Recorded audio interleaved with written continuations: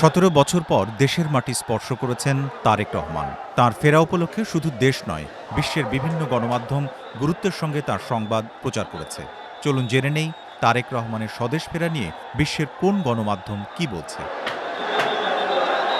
British সংবাদ মাধ্যম BBC বলছে, বাংলাদেশের পরবর্তী প্রধানমন্ত্রী হওয়ার দৌড়ে এগিয়ে থাকা তারেক রহমান ১৭ বছর নির্বাসনে থাকার পর দেশে ফিরেছেন। আসন্ন নির্বাচনের আগেই তাঁর এই প্রত্যাবর্তন ঘটল। প্রতিবেদনটিতে আরও বলা হয়েছে, ২০০৮ সাল থেকে লন্ডনে বসবাস করে আসা তারেক রহমানের দল যদি নির্বাচনের সবচেয়ে ভালো দল হিসেবে আত্মপ্রকাশ করে, তবে তিনিই দেশের নতুন নেতা হতে পারেন বলে ধারণা করা হচ্ছে। কাতার ভিত্তিক সংবাদ মাধ্যম আল জাজিরার শিরোনাম, ১৭ বছরের নির্বাসিত জীবন শেষে বিরোধী দলীয় নেতা তারেক রহমান বাংলাদেশে ফিরেছেন। প্রতিবেদনটিতে বলা হয়েছে, ৬০ বছর বয়সী তারেক রহমান, যাকে আগামী নির্বাচনের সম্ভাব্য প্রধানমন্ত্রী হিসেবে দেখা হচ্ছে, বৃহস্পতিবার তিনি ঢাকায় পৌঁছান।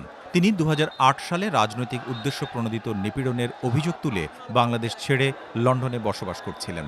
বর্তমানে তিনি বিএনপির ভারপ্রাপ্ত চেয়ারম্যান। তারেক রহমান তাঁর ৮০ বছর বয়সী অসুস্থ মা খালেদা জিয়ার কাছ থেকে দলের পূর্ণ নেতৃত্ব গ্রহণ করতে যাচ্ছেন বলে ধারণা করা হচ্ছে। বার্তা সংস্থা রয়টার্সের শিরোনাম বলছে, নির্বাচনের আগে নির্বাসন থেকে ফিরলেন প্রধানমন্ত্রী প্রার্থী হিসেবে বিবেচিত বাংলাদেশি নেতা। প্রতিবেদনটিতে আরও বলা হচ্ছে, বাংলাদেশ বর্তমানে নোবেল বিজয়ী মোহাম্মদ ইউনূসের নেতৃত্বাধীন অন্তর্বর্তী সরকারের অধীনে নির্বাচনের দিকে এগোচ্ছে। সরকার অবাধ ও শান্তিপূর্ণ নির্বাচনের প্রতিশ্রুতি দিলেও সাম্প্রতিক সময়ে কিছু গণমাধ্যমের ওপর হামলা ও বিচ্ছিন্ন সহিংসতার ঘটনা উদ্বেগ তৈরি করেছে। এই প্রেক্ষাপটে তারেক রহমানের দেশে ফেরা বিএনপি ও দেশের ভঙ্গুর রাজনৈতিক রূপান্তরের জন্য এক গুরুত্বপূর্ণ মুহূর্ত হিসেবে বিবেচিত হচ্ছে। এদিকে ওয়াশিংটন পোস্টের প্রতিবেদনে বলা হয়েছে, ১৭ বছর পর নির্বাসন শেষে দেশে ফিরলেন সাবেক প্রধানমন্ত্রীর ছেলে। নেতৃত্বে আসার সম্ভাবনা জোরালো।